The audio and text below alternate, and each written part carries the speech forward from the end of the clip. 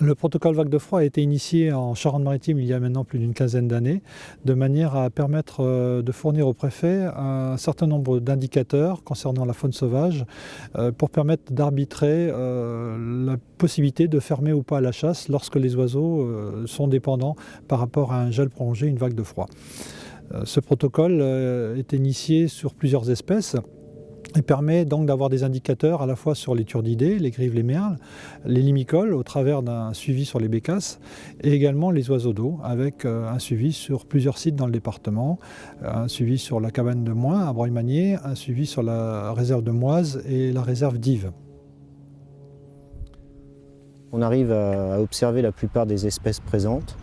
donc principalement les anatidés, tout ce qui est canard et oie. Et donc ces chiffres ensuite sont notés, adressés à la DDTM et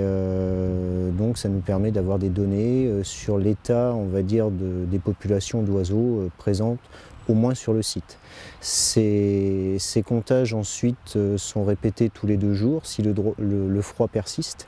et en fonction de l'évolution des effectifs, eh bien, des décisions peuvent être prises sur les dates d'ouverture ou de fermeture de ces espèces. Lors d'une vague de froid, les oiseaux ne réagissent pas de la même manière. C'est pourquoi au bout de 3-4 jours, les oiseaux soit fuient le froid, soit économisent leur énergie en limitant leur déplacement.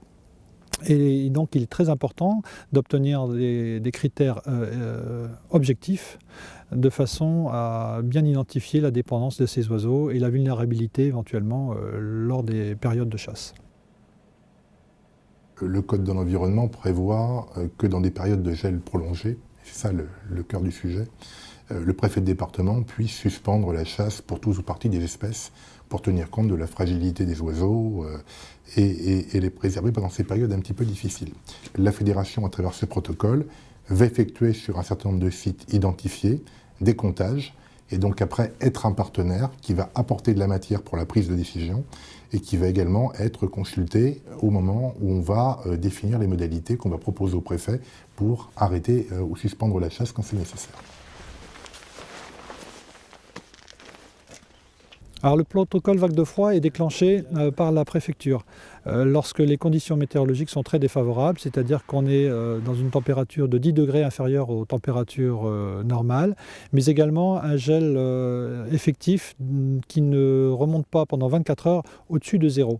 À partir de ce moment-là, la préfecture déclenche l'alerte et nous comptons et nous mettons en place le suivi des indicateurs 24 heures après l'état d'alerte.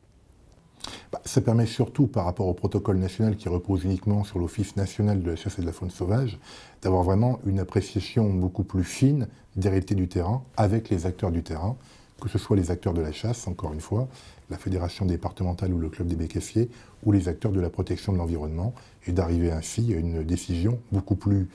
conforme aux réalités de terrain et beaucoup plus partagée. La dernière fois qu'il a été déclenché, pour tout dire, en Charente-Maritime, c'était le 6 février 2012, où il y a eu 2 arrêtés successifs donc pour une suspension de la chasse pendant 20 jours.